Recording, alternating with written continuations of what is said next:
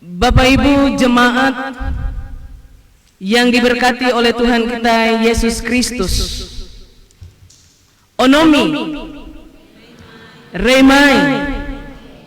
Iya.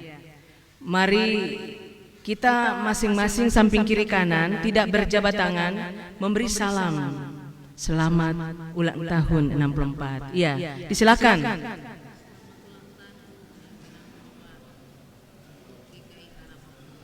Iya.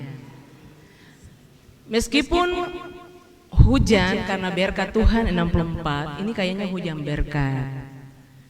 Kita hanya beberapa saja yang hadir. Tadi awal pendeta bilang tidak mengurangi semangat kita, mengurangi sukacita kita untuk beribadah. Apalagi hari ini 64 tahun GKI berdiri. Sebagai orang-orang GKI kita harus bangga.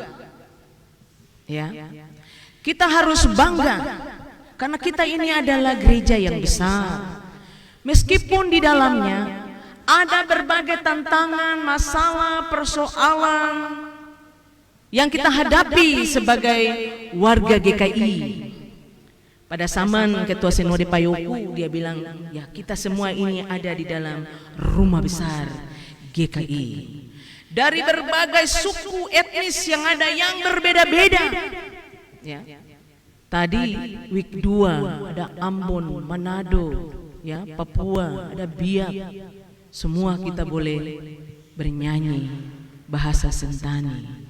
Ini menggambarkan satu kesatuan yang erat menyatu, seperti bunyi subtema, bersama-sama menata, ya, bersama-sama menata pelayanan menuju kedewasaan iman untuk menjawab tantangan zaman di era new normal.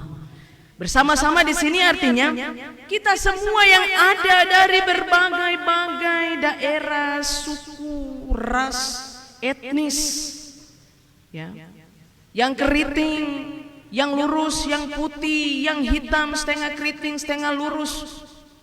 Kita semua ada bersama, teristimewa di jemaat ini untuk dapat menata semua pelayanan menuju kedewasaan iman. Menuju kedewasaan iman itu seperti apa? Ya. Kita diharapkan lewat bagian firman yang sering kita dengar, setiap waktu kita dengar dalam ibadah-ibadah kita dengar, di rumah kita baca, maka menuju kepada dewasa iman. Orang yang dewasa iman, ya, membuktikan bahwa orang itu tidak macam-macam karena dia dewasa di dalam iman. Ya, ya. Sekarang orang-orang GKI banyak lari ke gereja-gereja pertobatan dan bilang GKI tidak ada Roh Kudus. Lalu sepanjang dia ada di dalam gereja GKI, roh apa yang memimpin dia? Itu timbul tanda tanya. Kalau tidak ada Roh Kudus sehingga dia pindah di gereja pertobatan, lalu Roh Kudus menguasai dia, lalu sebelumnya dia dipenuhi dengan roh apa? Kesimpulannya bahwa dia memberi diri untuk dikuasai oleh roh lain, sehingga dia bilang tidak ada Roh Kudus. Ketika dia pindah baru dia bilang ada Roh Kudus. Iya. Bapak Ibu, 64 tahun ini bukan usia yang muda, yang remaja, tapi usia yang semakin hari semakin tua. Dituntut dari semua warga GKI di tanah Papua dewasa dalam iman, dalam berbagai perbedaan suku, etnis atau ras itu. Kita bersama bergandeng tangan untuk menata pelayanan menuju dewasa iman itu, menjawab tantangan zaman era new normal. Ini gampang-gampang susah ini. Nah, Bapak Ibu yang diberkati oleh Tuhan kita Yesus Kristus, GKI atau 64 tahun GKI yang lahir sebagai sebuah organisasi tepatnya 26 Oktober 1956. Ya, 26 Oktober 1956. Dan saat ini telah tampil beda. Ya. Dari saatnya berdiri sampai 64 tahun ini, GKI selalu tampil beda, artinya ada hal-hal lain yang dibuat, yang dilakukan.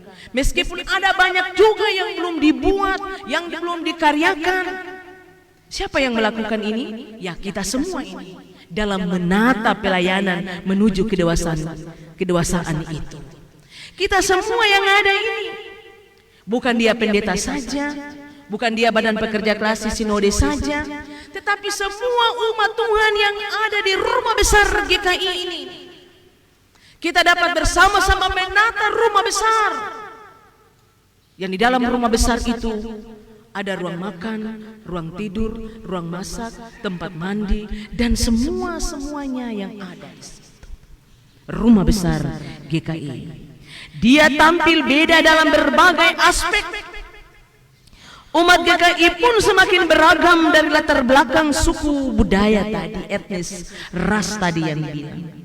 Yang dapat memperkaya kehidupan bergereja. Kaya. Karena kita terdiri dari ras dan suku yang ada. Yang berbeda-beda itu dari talenta, bakat, kemampuan. Yang berbeda itu kita ada dalam persekutuan untuk saling melengkapi. Menuju kepada kedewasaan iman itu. Meskipun GKI terkadang menjadi ancaman. Ya. Ancaman, kehidupan GKI menjadi ancaman karena tadi ada hal-hal, ada faktor-faktor yang lain sehingga dibilang tidak ada Roh Kudus. GKI bertumbuh dan semakin berkembang dengan pelbagai perbedaan yang ada karena banyak gereja-gereja yang bertumbuh dan berkembang. Ini tugas menjadi tugas kita bersama. Bukan tugas pendeta saja, majelis jemaat saja, barang pelayan unsur saja. Tapi tugas kita bersama untuk kita semua dapat menata rumah besar yang ada GKI di tanah Papua ini. Kalau kita lihat dari bagian bacaan tadi, surat Efesus adalah sebuah surat yang berasal yang dikirim Paulus kepada jemaat ini. Kemarin sedikit sudah disentil. Bagaimana Paulus dapat menasihati Timotius sebagai rekannya. Nah, surat ini ditulis, dikirimkan kepada jemaat ini dari penjaranya kepada jemaat. Disebutkan di sana orang-orang kudus di Efesus, artinya orang-orang yang percaya kepada Yesus Kristus. Kendati pun Paulus harus dipenjarakan. Paulus bilang, meskipun atau kendati pun saya ini dipenjarakan. Karena apa? Paulus dipenjarakan bukan karena dosanya, bukan karena kelemahannya, ketidakmampuannya, ketidakberdayaannya, tapi Paulus dipenjarakan karena Injil Yesus Kristus. Dia datang untuk menasihati jemaat yang ada di Efesus supaya jemaat ini dikuatkan bahwa apa yang Paulus telah lakukan, Tuhan inginkan Paulus lakukan itu. Kita semua tahu bagaimana latar belakang dari Paulus. Yang tadinya adalah Saulus, dia adalah seorang yang suka membunuh orang-orang Kristen. Tuhan izinkan matanya buta, orang lain yang dapat melayaninya. Tuhan izinkan itu semua terjadi. Dia tidak bisa berbuat apa-apa. Lalu akhirnya Tuhan menjelikan matanya. Karena Tuhan punya maksud yang besar, rencana yang besar untuk dapat memberitakan Injil Yesus Kristus. Paulus dipercayakan Tuhan Yesus untuk dapat menyuarakan kasih itu bagi semua orang yang percaya dalam berbagai-bagai kehidupan, latar belakang orang-orang yang ada di Efesus. Ya. Kota Efesus ini adalah, kalau lihat latar belakang, kota yang sangat maju, ya, dengan pelabuhannya yang sangat besar, ya. Orang-orang yang ada di situ dengan berbagai daerah atau bangsa yang ada, suku Yahudi maupun non-Yahudi, orang-orang di Efesus. Ya. Kota Efesus adalah sebuah kota yang penuh kegemerlapan, yang penuh dengan kemasyuran, yang penuh dengan kekuasaan, tapi juga banyak tahyul yang berlebihan, serta dosa yang menyolok. Banyak orang-orang intelek yang ada di sana. Jadi beberapa hal lain yang membuat Efesus terkenal adalah keberadaan kuil Dewi Artemis atau Dewi Diana, ya, yang disembah oleh seluruh Asia yang ada. Patung Dewi yang berada di tengah-tengah kuil. Jadi Paulus datang lewat surat yang dikirimkan, yang ditulis untuk dapat menasihati orang-orang yang ada di situ, jemaat yang ada di Efesus itu. Kalau kita lihat ayat 1 hingga 4, kepada orang-orang percaya non-Yahudi yang disebut sebagai orang-orang yang dahulu tidak mengenal Allah.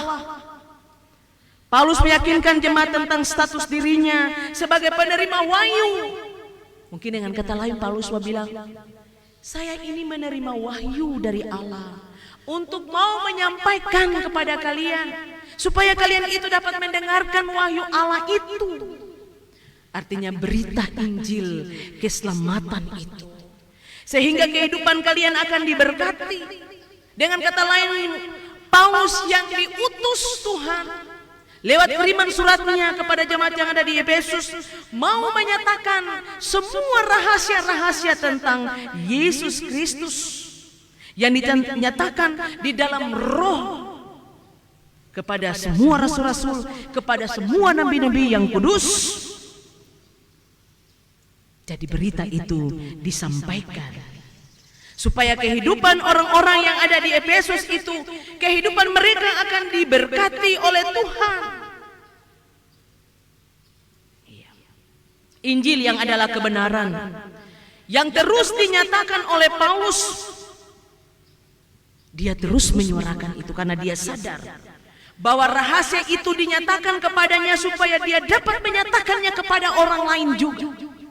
Allah mempercayakan dia untuk menyatakan, memberitakan Injil itu supaya orang lain juga dapat menyatakan itu kepada semua orang, sehingga semua orang, banyak orang dapat mengenal Allah di dalam Yesus Kristus. Paulus menjadi rasul bukan karena dia layak, bukan karena dia hebat, bukan karena dia bisa, tetapi karena kasih karunia Allah yang dinyatakan bagi hidupnya. Allah memperkenankan Paulus untuk dapat menyatakan rahasia-rahasia Allah bagi semua orang yang ada di Efesus itu, yang ada di kota yang penuh dengan intelek, kota yang maju, kota yang masyhur itu, supaya kehidupan mereka akan diubah dan kehidupan mereka akan dipulihkan. Dalam ayat 7 dan 8 Paulus menonjolkan kasih karunia Allah itu dengan menunjukkan dirinya sebagai orang yang paling hina. Jadi Paulus bilang bukan karena dia bisa, bukan karena dia pintar, bukan karena dia hebat, tapi menonjolkan diri Paulus karena dia adalah seorang utusan Allah yang telah menyatakan kasih karunia itu. Dia menunjukkan bahwa dirinya itu adalah seorang yang hina. Dari semua orang, akulah orang yang paling berdosa. Kesadaran Paulus bahwa ia kecil, ia adalah seorang yang kecil, seorang yang tidak berdaya, yang diberdayakan Tuhan untuk dapat memberitakan Injil. Dan dia adalah seorang yang berdosa. Dan semua yang ada pada dirinya, kelemahan yang ada pada dirinya, bukan menunjukkan bahwa dia tidak mampu, tetapi sesungguhnya dia yang adalah utusan Allah itu. Allah menyatakan diri dan kuasanya lewat Paulus untuk dia terus melayani, sehingga kehidupannya akan terus diberkati oleh Tuhan. Nah, Bapak Ibu yang diberkati Tuhan, GKI Tanah Papua pada usia 64 tahun telah menjadi gereja yang besar, atau dengan bahasa Sentani dibilang momong ime. Ya, kalau saya berbahasa agak salah, mohon maaf. Ya, sebagai gereja yang besar, ya. gereja yang besar, yang ada di dalamnya sistem organisasi yang mengatur kehidupan persekutuan jemaat itu, sehingga kita pun terarah. Semua pelayanan itu akan terarah, terwujud menuju kepada kedewasaan iman yang baik itu. Meskipun kita harus menghadapi kenyataan yang ada bahwa COVID-19 semakin merajalela, tapi kita harus memperbiasakan diri untuk menatah dan melayani, menjalani kehidupan yang ada dalam situasi dan kondisi yang ada di dunia, di tanah Papua, yang tidak memungkinkan bagi kita yang ada di Jemaat GKI Yahim dengan berbagai latar belakang suku, ras atau etnis. Tuhan terus akan mengikat persekutuan kita untuk saling melengkapi, untuk saling melayani dalam berbagai perbedaan-perbedaan yang ada. Kita erat bersatu menyatu untuk menuju kepada kedewasaan itu, karena kita semua dipersatukan untuk dapat menata semua pelayanan-pelayanan yang ada di tengah jemaat, di klasis, bahkan di sinode gereja besar yang ada di GKI di tanah Papua. Kendati pun ada berbagai masalah dalam keluarga rumah tangga, kendati pun dalam organisasi ini ada berbagai tantangan yang kami hadapi, kami alami, menjadi pergumulan semua kita, hamba-hamba Tuhan, para pemimpin gereja, menjadi pergumulan bagi kita untuk menghadapi kehidupan yang canggih di zaman era new normal ini.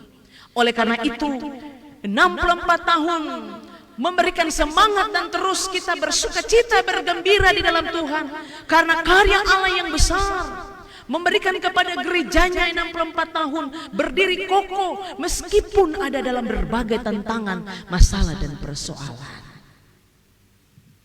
Mari kita semua bersuka cita dan bergembira karena kebaikan Tuhan 64 tahun di hari ini. Karena hanya lewat syukur saja kepada Tuhan Allah sebagai kepala gereja kita, yang telah mengutus kita semua, yang telah memberkati kehidupan kita semua, sehingga kita boleh ada untuk mewujudkan tri panggilan gereja, yakni bersekutu, bersaksi, dan melayani. Oleh karena itu Bapak Ibu sekalian, selamat berhari ulang tahun. Semoga 64 tahun memberikan semangat bagi kita sebagai warga GKI Tanah Papua, lebih khusus warga GKI Jemaat GKI Yahim, memberikan motivasi sehingga kehidupan kita akan terus diberkati oleh Tuhan. Tuhan kiranya memberkati, menolong, menyertai kita, menyanggupkan kita hari ini sampai Dia akan datang kembali. Amin. Untuk